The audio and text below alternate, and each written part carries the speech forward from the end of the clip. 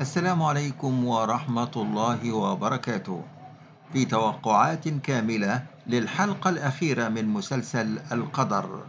تابعوا معنا أحداث المسلسل وأحداث كل الحلقات، وهذه هي توقعات للحلقة الأخيرة، خصوصا اللحظات الأخيرة قبل استقرار العيلة. بتكون نور حامل في الطفل الثالث، وبيكون الطفل الأول ليها وبيكون ولد، وبيكون عندها بنت وحامل كمان، وبتكون موجودة ببيت زيد، لكن بتتعرض للخطف من الشخص اللي آه بيعتقد إن نور هي مراته، لكن بتكون مراته تعرضت لحادث وماتت هي وابنه، لكن بيكون أصيب باكتئاب وبيشوف إن نور هي نفس الشخص، لأن عندها نفس الملامح، وهنا بيقرر على طول إن هو يخطف نور، وفعلا بيقدر إنه بيخطفها، وبتكون نور حامل، وبيكون زيد على معرفة بالشخص ده، وبيبدأ في رحلة البحث اللي بيقدر زيد عن طريق معارفه إن هو يحدد المكان، وبيحدد كمان هو موجود فين. وقبل ما يسلم زيد ابنه الكبير اللي بيكون معتقد الشخص ده إن هو ابنه بالنور اللي بينادي عليها فادية، زيد بيقدر إن هو يوصل للمينا اللي موجود فيها المركب اللي محتجزينها فيها، المحتجز فيها نور، وبيقدر كمان إن هو يبلغ رجال الشرطة، وبيبدأوا يتحركوا، واللي بتساعدهم في الأمر الخادمة اللي بتعمل كمين لمساعد رفيق زيد اللي خطف نور. وهنا بيعرفوا يقدروا أو بيعرفوا المكان اللي هو موجود فيه.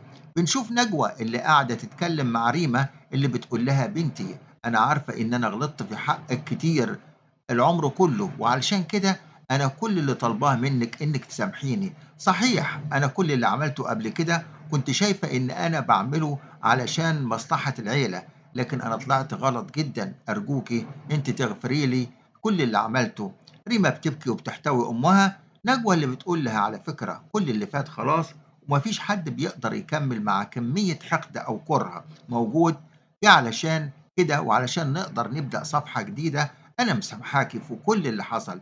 وبنشوف أخت محمود، أخت يوسف الصغيرة اللي بتظهر وبتكون بتحب شاب. بنشوف كمان أمه اللي موجودة، وبنكتشف بعد كده إن يوسف طلع أخو إياد الأخ الكبير لزيد.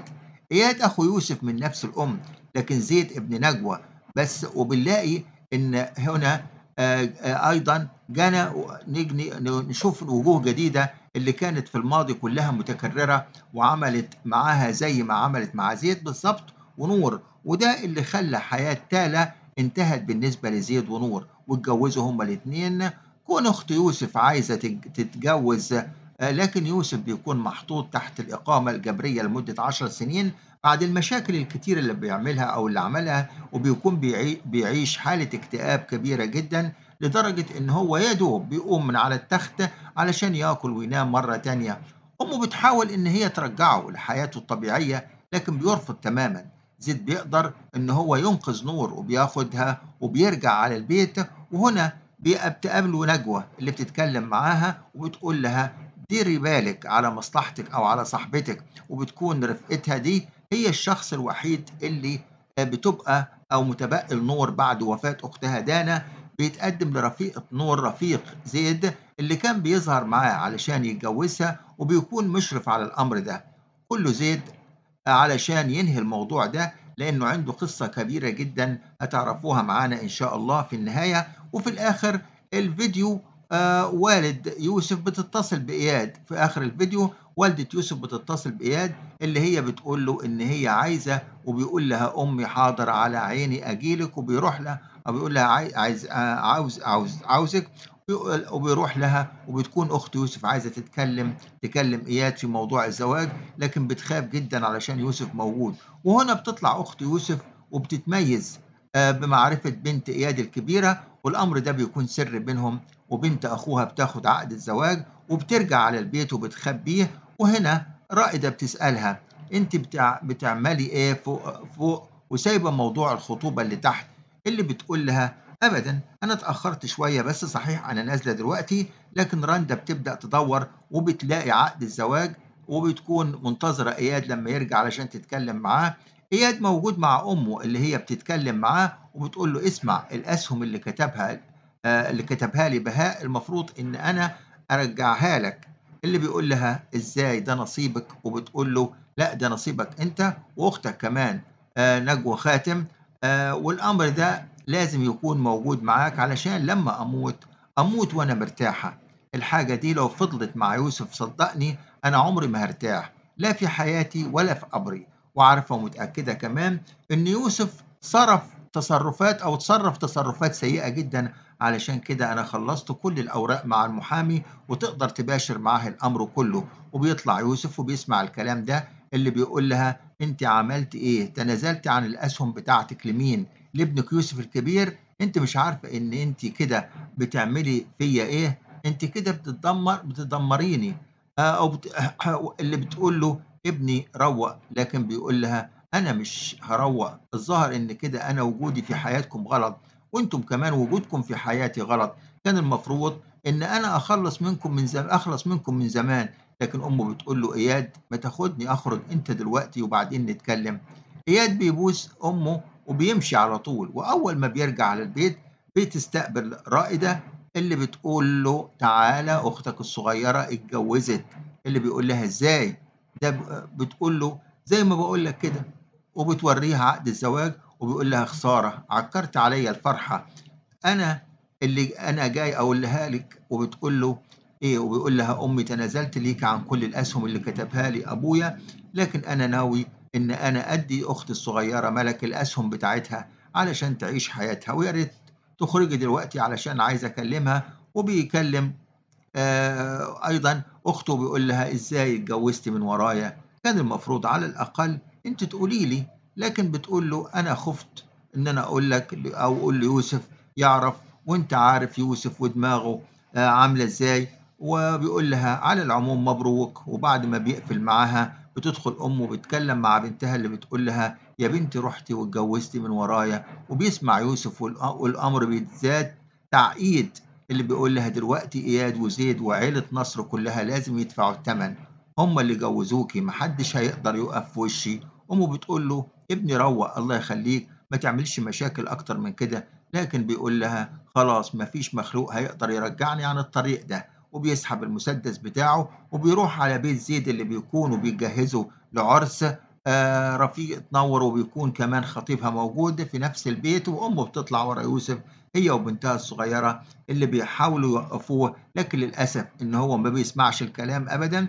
وهنا بتستنى على طول بالشرطة أو بتتصل بالشرطة اللي بتبلّغ عنهم وبتقول له: "أنا عايزة أبلّغ عن ابني يوسف اللي طلع على عائلة نصر ومعاه المسدس بتاعه وناوي يعمل جريمة."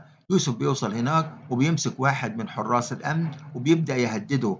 زيد موجود هو وأخواته ومراته نور، وبيسمع الصوت العالي اللي بيطلعوا بسرعة، وطبعًا بيلاقوا إن يوسف ماسك الشخص ده بالمسدس بتاع زيد. بيقول له: "يوسف ما هتودّي نَفْسك في داهية." لكن إياد بيقول له: "أخويا ارجع لورا، ده معاه المسدس." وبعدها بثواني على طول بتوصل الشرطة اللي بتعتقل يوسف وياخدوا منه المسدس بتاعه. إياد بيبص له ويقول له: "خسارة، أنا حاولت إني أصلّح منك كتير، لكن أنت رفضت، أنت اللي مش عاوز تسمع الكلام." يوسف بيبص لهم وبيقول لهم: "اللي حصل ده أحسن شيء، أنتم كمّلوا حياتكم بالتخبيط اللي أنتم بتعملوه، أنتم حياتكم من غيري أحسن، وأنا حياتي في السجن أفضل بكتير من إن أنا أعيش وسطيكم. ناس زيكم بياخدوا يوسف وبيسحب على المغفرة على طول." وبيبدأ زيد وعيلته يكمّلوا إجراءات العُرس اللي بيعملوه. هنا تطلع نجوى على مامة يوسف اللي بتقول لها: "سامحيني على كل اللي عملته فيكِ. الزمن اللي فات صحيح أنا كنت فاكر إن كل حاجة بتحصل في حياتنا قدر، لكن طلعت كل حاجة بتحصل في حياتنا دي من اختيارنا، وأنا عرفت كل اللي أنا عملته ودفعت ثمنه من عمر كتير. علشان كده مش عايزة العرس اللي جاي ده يحصل بدون ما تكوني موجودة وتنضم للعيلة دي، وعايزاكِ كمان تسامحيني." وفعلًا بتسامحه وبترجع بيها نجوى على البيت. وهنا زيد وإياد بيفرحوا جدًا، وإياد كمان بيفرح بوجود أمه وأخته معاه في نفس البيت. وبعد ما زيد أيضًا بيتم العُرس بتاعه لرفيقة ورفيقة نور، بيقعد علشان يتكلم مع العيلة اللي بيقول لهم: "دلوقتي بقى عائلة كبيرة وكلنا مجتمعين وما فيش أي حاجة هتقدر تفرّقنا، لكن في خبر مهم لازم تعرفوه. اللي بيقولوا إيه، بيقول له إن أنا قررت أرجع أنا ومراتي نور على الضيعة علشان نكون جنب المزرعة. أمه بتقول له: ابني إزاي هتعمل كده؟ وزيد بيقول لها: إحنا خلاص أخدنا قرارنا، مفيش أي حد هيقدر يرجعنا عن القرار ده، أرجوكم محدش يعترض. وبنت أخوه بتقول له: عمي أنت هتمشي إزاي؟ والشركة هتمشي إزاي؟ وهنا الزيد بفاجئهم إن هو بيقول لهم: أنا دلوقتي سلمت كل إدارة الشركة لأخويا إياد، وأنا عارف ومتأكد إن هو هيكون على قدر المسؤولية هيقدر يدير الشركة دي. وإياد بيقوم وبيحضنه وبيشكره، وكل اللي بيودعوا نور وزيد وأطفاله الاتنين والحمل الجديد. وهنا بنبدأ نسمع القصة اللي حكاها ابن زيد الكبير، اللي بتخرج وبقى طيار اللي اتخرج وبقى طيار، وبيقول له: أمي وأبويا دافعوا عن الحب ده لحد ما استقروا في النهاية في المزرعة اللي أسسوها. وكمان أخويا الصغير على وجه التخرج، وأختي صارت عازفة بيانو، وقدروا إن هم ينسوا كل الأخطاء اللي عملوها في الماضي. دي كانت توقعات سريعة للنهاية السعيدة في مسلسل القدر. تابعوا معنا الأحداث حلقة بحلقة إن شاء الله. في النهاية